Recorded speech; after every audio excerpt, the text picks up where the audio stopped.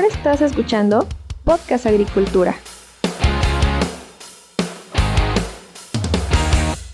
El tema de la organización en el agro es un tema de extremada importancia, pero de alta complejidad. El día de hoy, en este episodio, vamos a hablar por qué la organización es tan difícil en el agro. Buen día, espero que te encuentres muy bien. Me da mucho gusto saludarte en esta ocasión. Yo soy Olmo Axayacat, consultor agrícola, y el día de hoy voy a estarte hablando sobre organización en el sector agro. Un tema que considero fundamental para que este sector pueda afrontar con éxito los retos presentes y futuros. Antes, por supuesto, quiero invitarte a mi canal de WhatsApp, Agronación, en el cual todos los días de lunes a viernes comparto un breve contenido entre 2 y 3 minutos, presentando una idea sobre el agro. Esta idea puede ser sobre cualquier tema. Me gusta explicar mucho qué es lo que ocurre en el agro y en ese canal lo hago, como te comento, con contenidos entre 2 a 3 minutos. Así que ya sabes, puedes ir a agronación.com, ahí te puedes suscribir en el formulario que hay y te llegará el enlace al canal, o en WhatsApp directamente puedes buscar en el apartado de canales Agronación. Y bueno, una vez hecha esta invitación, ahora sí quiero comenzar a hablar sobre la organización. Y quiero empezar hablando sobre por qué se necesita la organización. La organización se necesita por muchísimas cuestiones. La primera y más importante de todas es que se trata de algo que puede impulsar sobrevivir a la competencia, ¿no? Nos organizamos porque si nuestros competidores están organizados, difícilmente los vamos a alcanzar, a vencer y superar.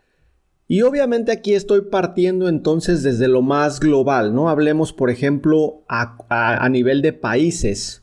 Un país generalmente compite contra otros países.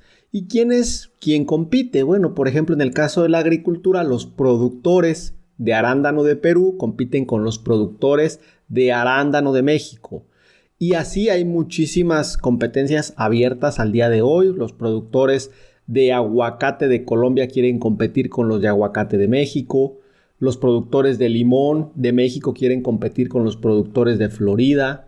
Y bueno, en este sentido, si nosotros pensamos en un productor de manera individual que quiere, en este caso hablando entre países, exportar su producción, pues estamos hablando de que quiere competir con la industria interna de ese país en el caso de que la tenga, o en su defecto quiere competir contra los otros países proveedores. Entonces, hablando en estos términos, ya te imaginarás que un solo agricultor la va a tener muy difícil. ¿Podría lograrlo? En caso de que cuente con ciertas herramientas, por ejemplo, si tiene los contactos adecuados, pues esa sería una ventaja competitiva que debe de considerar en su estrategia, y con lo cual pues podría alcanzar su objetivo, que como te digo es muy difícil, pero en determinados casos puede ser factible. Entonces, aquí es donde entra el tema de la organización, y en México tenemos uno de los mejores ejemplos a nivel mundial, que desde mi punto de vista es la APEAM, la Asociación de Aguacateros, porque considero que es el mejor ejemplo de cómo la organización puede llevar a una industria a niveles insospechados. En el caso del aguacate mexicano, lo que se está exportando al mercado estadounidense es impresionante, pero no es algo que haya ocurrido de la noche a la mañana. De hecho, esta asociación lleva décadas trabajando para abrir el mercado estadounidense y para aumentar el consumo de aguacate mexicano en el mercado estadounidense. No es el único ejemplo. También tenemos el caso de las berries, que están bien organizadas por empresas. El caso del mango con Emex, que también están bastante bien organizados. Y por ahí hay otras organizaciones también que están haciendo un buen trabajo. Y básicamente, cuando los agricultores de un determinado cultivo o de una determinada región se organizan, pues eso les confiere un cierto poder, porque ahora cuando ya vayan a, por ejemplo, ir a negociar con clientes en otros países o incluso en el mismo mercado interno, pues ya tienen mayor poder de negociación, ¿no? No es lo mismo que llegue un solo aguacatero En el caso de México, que no sea de Michoacán y Jalisco, que son los que están dentro de estas asociaciones, es difícil que llegue un aguacatero, por ejemplo, a China, ¿no? Digámoslo, y que este solo aguacatero quiera negociar. Obviamente, pues podría tener muchísima superficie, a lo mejor podría ser uno de los más grandes, pero difícilmente va a poder negociar porque a lo mejor no podría satisfacer la demanda del mercado chino. Pero si en su determinado momento APAM dice, sabes que el mercado de Estados Unidos está cada vez más riesgoso, vamos a mover un poco de la producción hacia China, bueno, pues ya no es una sola persona, un solo productor el que va a negociar, ya es una organización que representa a cientos y cientos de productores y eso ya tiene un peso, un poder de negociación. Y este poder de negociación no solamente es con los clientes o potenciales clientes. Este poder de negociación también es muy importante porque tiene mucho peso a nivel del lobby legislativo, ¿no? Cuando se quiere presionar al gobierno o a alguna entidad gubernamental para que apruebe o no apruebe determinadas leyes, para que brinde cierto tipo de subsidios, etcétera, pues es exactamente lo mismo. Por ejemplo, un productor de berries solo que se vaya a parar a la SADER, a las oficinas de la Secretaría de Agricultura y Desarrollo Rural, pues ten por seguro que a menos que tenga un contacto en una muy buena posición allá en la oficina, ten por seguro que no le van a hacer caso. En cambio, si la gente de las empresas se reúne y pide una reunión con el secretario de Agricultura, pues créeme que seguramente les van a tener que hacer caso. ¿Por qué? Por ese poder de negociación. Como te comento, son muchas las razones por las cuales la organización es muy benéfica para el agro, pero ya te comenté lo que yo considero principal. Ahora quiero pasar a la segunda parte de este episodio, que es analizar qué es lo que está frenando a la organización. Si la organización en el agro ha tenido tan buenos resultados, ya lo vemos ahí con APAM, con Emex, con los de berries, con los de tomate, etcétera.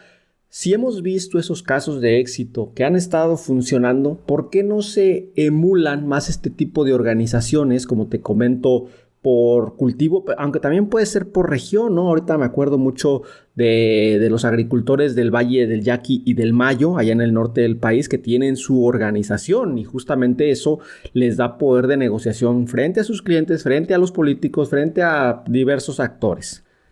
Pero ese tipo de organizaciones todavía no son tan comunes en México, al menos no, por ejemplo, en comparación con Estados Unidos, donde este tipo de organizaciones o juntas que le llaman las famosas boards por cultivo, por región, en Estados Unidos son mucho más poderosas, hasta cierto punto pueden incidir en la legislación agrícola o relacionada con el campo, pero también son mucho más numerosas. Claro, entendiendo que Estados Unidos es un país mucho más grande que México, pero aún así me llama mucho la atención de que en México y también en muchos países latinoamericanos no existan más de este tipo de organizaciones, viendo que las que hay están cosechando éxitos importantes. Bueno, primero que nada, la organización no es nada sencilla, no es nada fácil organizarse, y menos en nuestra cultura latinoamericana, donde tenemos, y hablando de manera general, muy global, una concepción en la que primero voy a ver por mí, primero voy a ver por mi negocio y si me llego a juntar con alguien, debo de entender qué es lo que yo voy a obtener. Y claro, se dice fácil este tema de mentalidad, pero es una cuestión que podrían pasar décadas o siglos y no se cambiaría porque no es algo sencillo de cambiar este tipo de cuestiones culturales. Pero desafortunadamente y desde mi punto de vista, este es el principal factor por el cual la organización es tan difícil. De hecho, me ha tocado a mí ver casos de organización aquí en el área de Los Reyes, Michoacán. Me ha tocado ver casos donde se han tratado de organizar ciertos grupos para distintos objetivos, todos relacionados con el agro. Y no estoy hablando de un grupo de cientos de personas, estoy hablando de decenas de personas. Y me ha tocado vivir muy de cerca justamente esta cuestión de que la gente a veces incluso de manera directa pregunta, ok, ¿y qué hay para mí? Y los líderes o los que buscan ser los líderes, pues frustradamente tratan de cambiar esta mentalidad diciendo que primero hay que ver por todos y si a todos nos va bien, pues a cada uno de manera individual le irá bien. Y esto es muy cierto, pero desafortunadamente no funciona. Si funcionara, porque este es el argumento que más se repite, ¿no? Si a todos nos va bien, a ti te va a ir bien. Si ese argumento funcionara, habría más organizaciones en el agro.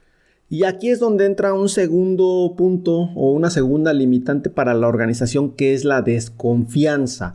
Y es una desconfianza fundamentada porque creo que todo el mundo sabemos que de repente en ciertas organizaciones, el caso de los ejidos es uno muy latente. Todo el mundo hemos visto que de repente algún líder agrícola comienza a hacerse de dinero. De hecho, aquí en la región donde yo vivo, pues hay casos que todo el mundo conoce de gente que a lo mejor en su momento no tenía dinero, fue un líder agrícola en cierto momento y de repente pues construyó su casa o sus casas y empezó a tener vehículos. Bueno, pues este tipo de cuestiones lastra la confianza en los líderes de las organizaciones.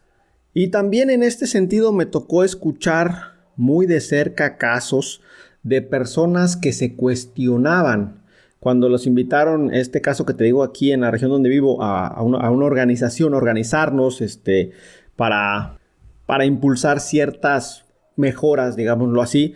Me tocó a mí que algunos de los invitados, o sea, no de manera pública, pero a mí me lo dijeron de manera directa y también lo escuché, este cuestionamiento de, bueno, ¿y esta persona que está aquí invitándonos, liderándonos, qué va a obtener? Seguramente va a ganar algo y no nos lo dice. Entonces, este punto, pues obviamente lastra el tema de la organización y como te digo, muchas veces está fundamentado, ¿no? O sea, difícilmente alguien se mete a organizar algo, digamos, dedicándole mucho tiempo y esfuerzo si no va a obtener un beneficio. Y aquí es donde llega el tercer punto de dolor. La falta de líderes que realmente puedan impulsar la organización. Y lo primero aquí es que el líder debe de tener en mente el bien común. ¿Qué pasa cuando un prospecto de líder tiene en mente sacar provecho? Pues aunque no lo diga de manera pública, la gente lo va a sospechar, la gente lo va a entender, digamos, lo va a leer entre líneas. Y pues si el mismo líder, su principal objetivo es obtener algo que le haga salir a lo mejor incluso hasta de la pobreza, como en algunos casos me ha tocado conocer, pues ¿qué podemos esperar de la gente que se va a adherir a esa organización? Pues lo primero que van a tener en mente es ¿y yo qué gano? Y cuando estén ganando algo van a estar ahí, pero cuando dejen de ganar algo o se les deje de beneficiar directamente, pero se esté beneficiando a otros, pues como no se les está beneficiando directamente, pues básicamente van a dejar de participar, ¿no? Lo que vemos en el tema de los partidos políticos, ¿no? Cuando les prometen un puesto, qué barbaridad de eficiencia, o sea, trabajan día, noche, sábados, domingos, pero una vez que ya tienen el puesto, ya ahora sí se olvidan de que sabían trabajar así. En fin, comentario aparte. Entonces, la cuestión en la organización del agro es que se requieren líderes que realmente estén interesados primero en el bien común. Y esto que se dice tan fácil es el punto clave que no deja avanzar la organización. Es difícil que realmente llegue un líder con esta cualidad, básicamente por una cuestión, y ya con esto termino, es que el liderazgo es extremadamente difícil, es cansado, es frustrante. Entonces, si alguien va a estar en esa situación, aunque en un inicio tenga en mente el bien común, cuando se empieza a topar con estas fricciones, pues comienza a cuestionarse, bueno, ¿yo por qué estoy haciendo esto, dando mi tiempo, dando mi esfuerzo si no estoy sacando nada? Y ahí es cuando muchos buenos líderes que de inicio tenían una visión importante, pues terminan convirtiéndose en un líder que ve primero por él o por ella y después por los demás. En fin, si el liderazgo fuera fácil, estaríamos seguramente en otro nivel. Creo que aquí me ha quedado corto el tiempo para hablar sobre un tercer punto y es el de cómo se pueden impulsar a los líderes en el agro, porque no es una cuestión nada más de nombrarles líderes. Viví muy de cerca el caso de una empresa donde a los supervisores, a los gerentes, se les empezó a denominar de manera corporativa líderes, los líderes. Ese es un grave error. El liderazgo no es un puesto, no es una posición que te otorgan. El liderazgo es algo que se gana y por ello es extremadamente difícil. Y hasta aquí el tema que te quería compartir el día de hoy. Espero que te haya resultado interesante. Sin duda, hablar de organización en el agro es hablar de un tema que siempre debe estar presente sobre la mesa, sea lo que sea que se mencione, porque sin organización es difícil avanzar, o sea, avanza a pasos muy, muy lentos. Eso sí, es importante no empezar desde cero como tal, sino tomar como referencia aquellas organizaciones que ya han cosechado éxitos y que pueden hacer este traslado de conocimientos y experiencias, ¿no? Para que otras organizaciones, digamos, tengan un poco más sencillo el camino, y digo sencillo entre comillas porque la organización, aunque tengas el mejor ejemplo frente a ti de alguien que ya ha tenido éxito en organización, ya implementarlo es otro mundo, es una cuestión completamente diferente, pero bueno, por lo menos el tener una referencia creo que puede servir para entender cuáles errores hay que evitar. Te espero muy pronto con un nuevo episodio. Hasta luego.